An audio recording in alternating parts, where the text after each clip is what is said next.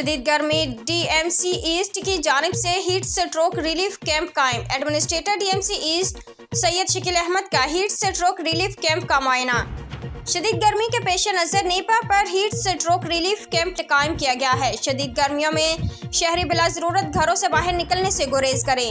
Campus پر پانی، ضروری مشروبات کی سہولت موجود ہے۔ شدید گرمی اور ہیٹ سٹروک سے بچاؤ کے لیے ڈی ایم سی ایسٹ کی جانب سے ہیٹ سٹروک ریلیف کیمپ قائم کر دیا گیا ہے۔ Administrator D M C east Syed Shakeel Ahmed نے نیپا پر قائم کیمپ کا معائنہ کیا اور فراہم کردہ سہولیات کا جائزہ لیا۔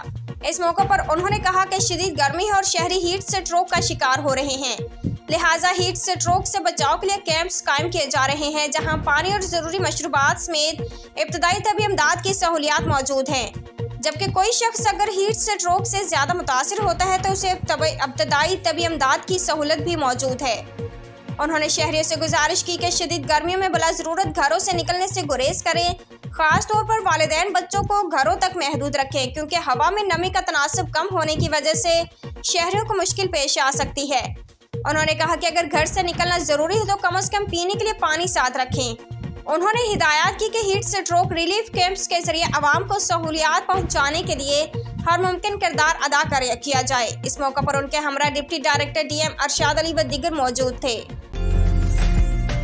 عمدہ میں پکائیں اور جی بھر کے کھائیں۔